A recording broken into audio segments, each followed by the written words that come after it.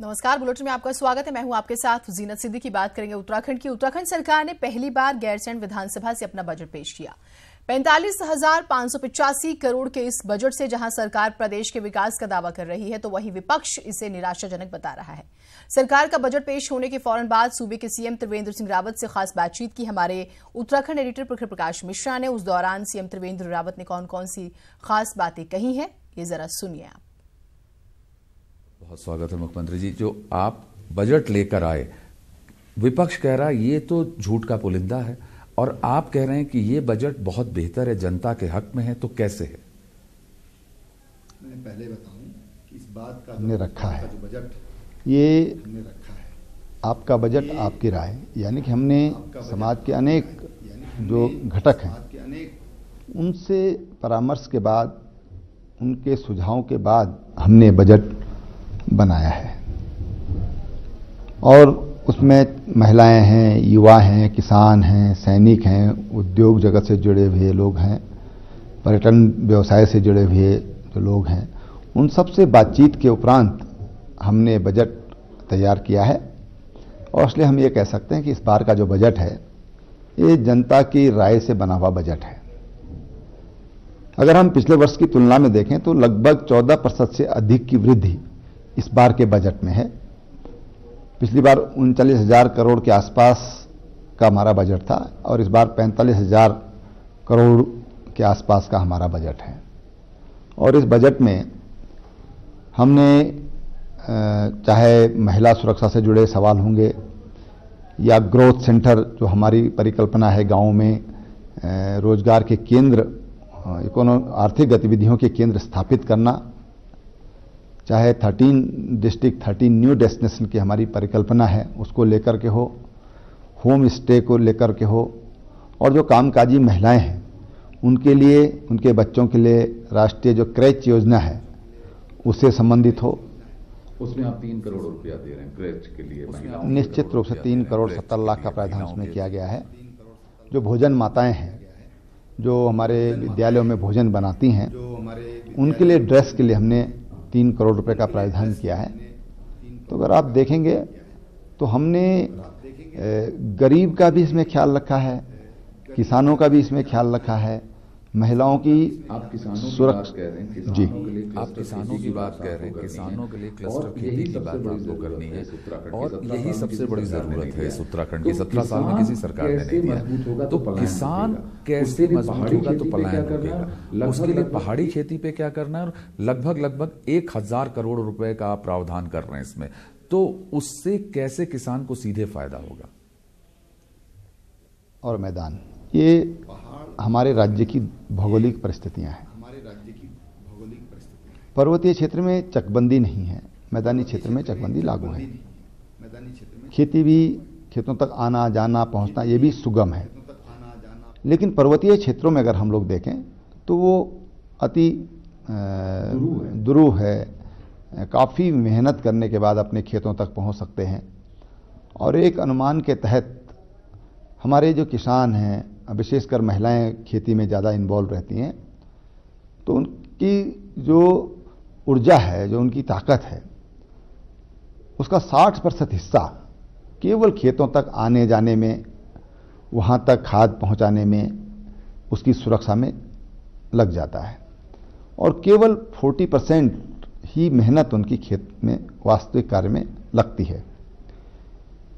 और इसलिए हमने चकबंदी योजना को प्रारंभ किया है। स्वैच्छिक चकबंदी के लिए हमने आदेश किए हैं।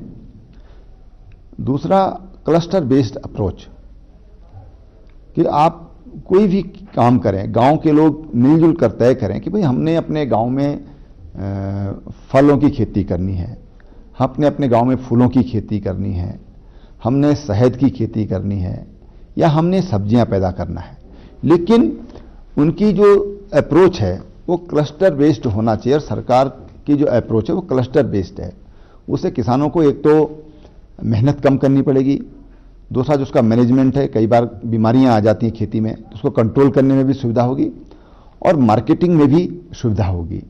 वहाँ पर जब एक नेचर की खेती होगी तो उसके लिए किस तरह का प्रबंधन चाहिए, वो प्रबंधन करने में भी सुविधा होती है और इसलिए हमने क्लस्टर बेस्ड अप्रोच किया है। दूसरी बात कि हमारे पर्वतीय क्षेत्र में अधिसंख्य जो भूभाग है, अधिसंख्य जो खेती है वो वर्षा जल पर आधारित है।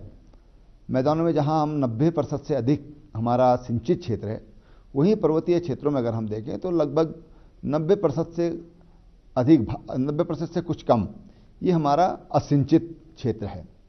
और ऐसे में पर्वतीय क्षेत्रों में पानी का सोर्स, सिंचाई के लिए इतना पानी उपलब्ध कराना बहुत मुश्किल काम है, कठिन काम है। और ये आपसे के ऊपर ये दबाव भी आपसे उम्मीद भी है कि पानी के स्रोतों को जिंदा करना है आपको, और साथ ही साथ आपको खेतों तक भी पानी, क्योंकि यहाँ मैं गैरसैंण में मैं आपका इंटरव्यू कर रहा हूँ, यहाँ पे लोग कह रहे हैं कि साहब हमारा जल स्रोत सूख रहे हैं और यहाँ बजट सत्र हुआ तो आपने तो हमारा पानी ले लिया। इसको लेके प्रदर्शन भी हुए। निश्चित रूप से ये हमारे, और इसलिए हमने जहाँ पर पानी कम है तो वहाँ पर ड्राईलैंड फार्मिंग, हमारे जो सगंध खेती है और कुछ खेती ऐसी कि जो फूलों की खेती है, जो कटीली खेती होती है, उसमें पानी की बहुत कम आवश्यकता होती है। दूसरा कि हम पानी को संग्रह करें, वर्षा जल का इस्तेमाल करें। अभी उत्तराखंड लगभग 0.4% जो वर्षा जल है उसी का इस्तेमाल अपनी खेती के लिए कर पाता है। इस पर हम बढ़ाने का प्रयास कर रहे हैं। हम ड्रिप इरिगेशन, स्प्रिंकलर्स और जो फोगर्स हैं उसके माध्यम से संरक्षित खेती का हम लोगों ने प्रावधान किया है। तो खेती जो यहाँ की है उसको हम लाभकारी बना सकते हैं, बशर्ते कि हम जो भी काम करें क्लस्टर बेस्ड करें। उसके लिए हम अपने किसान भाइयों से 40 करोड़ का प्रावधान किया है। 40 करोड़ का प्रावधान किया गया जल स्रोतों के लिए आप जो कर रहे हैं, और फिर आप नैनीताल की झील और जो अन्य झीलें उनके लिए 5 करोड़ आपने देने की बात की है। देखिए, हमने पिथौरागढ़ में, गैरसैंण में, अल्मोड़ा में, देहरादून में, अनेक पौड़ी में, ऐसे हमने अनेक जनपदों में जो रिजर्वायर के वाटर को कंजर्व करने के लिए उसके लिए हमने प्रावधान किया है। उससे हम कई जगहों पर ग्रेविटी का पानी भी पीने के लिए देंगे, और दूसरा वाटर टेबल ठीक होगा, और तीसरा हमारे खेतों को पानी मिलेगा। हमारा ध्यान पाइपलाइन बिछाने की जगह वाटर के जो सोर्स हैं, जो जल स्रोत हैं, उनको विकसित करने पर है। अगर जल स्रोत होंगे तो पानी पहुंचाया जा सकता है। अगर जल स्रोत ही समाप्त हो जाएंगे तो फिर पानी आप नलकों से खाली नल बिछा दिए तो उससे पानी की आपूर्ति नहीं हो सकती है। इसलिए हमारा सोर्स को विकसित करने पर हमारा ध्यान है। खास तौर पे ये बात आ रही कि गांव तक सड़क, जैसे मैं यहाँ बैठा हूँ, विधानसभा है यहाँ से नीचे ही जो है गांव तक सड़क नहीं है। उन गांवों तक सड़क कैसे जाएगी और कैसे गैरसैंण विकसित हो, इसको लेकर इसको जिला भी बनाने की बात हो रही, इसको गैरसैंण परिषद की बात हो रही है। देखिए, मैं आपको बता दूं कि वो परवाड़ी गांव है और उस गांव के उसके लिए उनके लिए कोट भी है साहब, सारकोट और परवाड़ी दोनों है साहब। उसके लिए सड़क स्वीकृत कर दी गई है। लेकिन हम पूरे राज्य की अगर बात करें तो हमने 2022 तक जो हमारी 250 तक की आबादी वाले गांव हैं उन सबको हमने सड़कों से आच्छादित करने का लक्ष्य रखा है। इसी तरह से विद्युत संयोजन है। 2020 तक हम हर घर तक हमारा लक्ष्य है, और 2018 ये हमारे हर गांव तक बिजली कनेक्शन देने का हमारा लक्ष्य है। इसी दृष्टि से जो प्रधानमंत्री जी की सौभाग्य योजना है वो सफल हो, हमने निर्णय लिया कि जो अभी तक जो बीपीएल परिवार हैं उनको 30 यूनिट तक सस्ती बिजली मिलती थी, अब हमने उसको बढ़ा करके 30 के मुकाबले 60 यूनिट कर दिया है, ताकि लोग प्रोत्साहित हों, उनको सस्ते में ऊर्जा उपलब्ध हो, और जो समय है उनका और धन का भी अपव्यय होता है। जब जहाँ जिन गाँव में बिजली नहीं है वो पेट्रोमैक्स का इस्तेमाल करते हैं, मिट्टी के तेल का इस्तेमाल करते हैं उसमें, तो उसके कारण उनका खर्चा भी ज़्यादा आता है और उनके स्वास्थ्य को भी एक तरह से वो हानिप्रद होता है, नुकसान की संभावनाएं रहती हैं स्वास्थ्य के प्रति। तो इन चीज़ों पर हमारा ध्यान केंद्रित है कि जो दूरस्थ क्षेत्र हैं वहाँ पर हम आज भी मैं एक गांव गया था, हरगढ़ गांव है यहाँ पर, एकदम गढ़वाल कुमाऊं बॉर्डर पर है, और उस गांव में बड़ा उत्साह था लोगों में। बड़ी 10 करोड़ रुपए आप दे के आए। 10 करोड़ रुपया वहाँ पर हमने आप दे के आए 10 करोड़ रुपया वहाँ के लिए मैंने घोषणा किया है, और इस वर्ष में हम उनको 10 करोड़ रुपया देंगे। ये जो हम उनको 10 करोड़ रुपया देंगे। ये जो आप पैसा दे रहे हैं, बात यह है कि आप जीरो टॉलरेंस लेकर चल रहे हैं। आप जिस मद में पैसा देने जा रहे हैं वो पैसा खर्च होगा सही तरीके से, उसके मॉनिटरिंग का क्या सिस्टम आप करेंगे, क्योंकि गांव तक पैसा पहुंचता नहीं है। देखिए, हमारी जो पॉलिसी है वो फॉलो अप की है कि कोई भी पैसा हम दे रहे हैं वो एक तो समय पर पहुंचे, फॉलो अप उसका हो। दूसरा, हमारी अप्रोच आउटकम बेस्ड है कि आखिर हमने 10 करोड़ रुपए दिया, हमने 2 करोड़ रुपए दिया, 5 करोड़ रुपए दिया, उसमें निकला क्या। मैंने आज भी वहाँ पर जो वैज्ञानिक वहाँ पर थे उनसे यही कहा है कि मुझे आउटकम चाहिए। 10 करोड़ लगा दिए, अपने 1000 पेड़ लगा दिए, अपने 2000 पेड़ लगा दिए, उन पेड़ों से आखिर निकला क्या। हमारा केवल पेड़ लगाने तक हमारी नज़र नहीं है, पेड़ से निकला क्या, पेड़ से किसान को मिला क्या, वहाँ तक हमारा ध्यान है। यही नहीं तो किसान को अगर फल मिलता है तो उसको मार्केट में उसका यथोचित मूल्य मिल रहा है या नहीं मिल रहा है, उसका भी ध्यान हम रखने वाले हैं। टूरिज्म डेवलपमेंट करने की बात है, टूरिज्म डेवलपमेंट करने की बात है, इस मद में भी आपका पैसा देना है, क्योंकि आप बार बार कह रहे हैं कि हमें स्वरोजगार जनरेट करना है। आप ये भी कह रहे हैं कि हम हर जगह पे स्किल ट्रेनिंग कराएंगे, तो उसमें महिलाओं की भागीदारी और गांव तक वो चीज पहुंचे। होम स्टे में कितना पैसा आप दे रहे हैं? हमने 2020 तक ये 200 होम स्टे के लिए हमने, और इस बार हमने 40 करोड़ रुपए का प्रोविजन उसके लिए किया है। हमें लगता है कि आज जो पर्यटक है वो परिवर्तन चाहता है। स्थानीय लोग कैसे रहते हैं उस परिवेश को देखना चाहता है, उसमें रहना चाहता है, और ऐसे में हमारा फोकस जो है पर्यटन के क्षेत्र में, जहां हम 13 डिस्ट्रिक्ट 13 न्यू डेस्टिनेशन पर काम कर रहे हैं, इस बार हमने उसमें भी बजट में उसका भी प्रोविजन किया है। वहीं हमारा जो होम स्टे वाला जो योजना है उसको हम बहुत तेज़ी से बढ़ाएंगे, और हमको ये लगता है कि होम स्टे उत्तराखंड जैसे राज्य के लिए, और जो हमारे पर्यटक आते हैं देश विदेश से, उनके लिए एक रुचिकर होगा। खास तौर पर आप बात कर रहे हैं कि साहब हमको रोजगार देना है, युवा आपकी तरफ देख रहा है, और आपको बार बार मैं इसलिए याद दिला रहा हूं, आपने खुद का ये हमारा मिशन है कि हम भूतहे गांवों में, जो गांव जहाँ कहा वहां कोई रह ही नहीं रहा है, उन गांव तक कैसे आबादी जाएगी और वहां की खेती कैसे होगी, वहां से रोजगार कैसे जनरेट होगा, इस मद में क्या खर्च होगा। हमने एक पोर्टल बनाया है। जो गांव छोड़कर चले गए या जो लोग खेती नहीं कर रहे हैं, ऐसे काफ़ी गांव हैं, और हम उनसे ये कह रहे हैं कि भाई आप क्या अपनी भूमि को सरकार को देना चाहते हैं, आप कॉन्ट्रैक्ट फार्मिंग के लिए किसी को देना चाहते हैं, आप बेचना चाहते हैं। अगर आप अपनी खेती के बारे में, उसके उपयोग के लिए आप किसी दूसरे को देने के लिए तैयार हैं, तो आप हमें अपनी सहमति या असहमति दीजिए। इस अप्रोच पर हम लोग काम कर रहे हैं। लेकिन मैं समझता हूं कि जो हमारी ग्रोथ सेंटर की परिकल्पना है कि हम जो हमारी 670 वर्तमान में न्याय पंचायत हैं, अब कुछ न्याय पंचायतें कम हो गई हैं, शहरों का विस्तार हुआ है, लेकिन हम ये मानकर चलें कि अभी जो पहले जो हमारी 670 न्याय पंचायत थी, उन 670 न्याय पंचायतों को हमने ग्रोथ सेंटर के रूप में विकसित कर रहे हैं।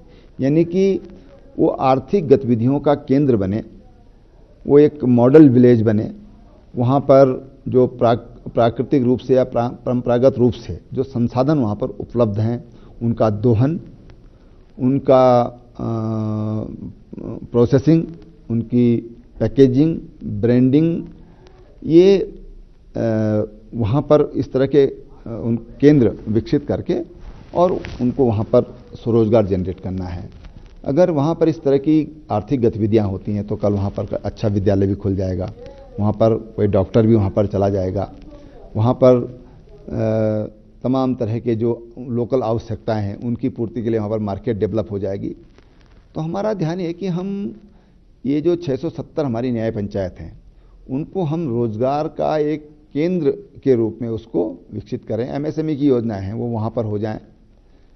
तो कुल मिलाकर जो हमारे ग्रामीण विकास से जुड़े हुए 18 डिपार्टमेंट हैं, उन सब विभागों को वहाँ पर एकत्रित करके और आसपास के जो 10-15 गांव हैं उनको सुविधा उपलब्ध कराना और वहाँ पर रोजगार जनरेट करना।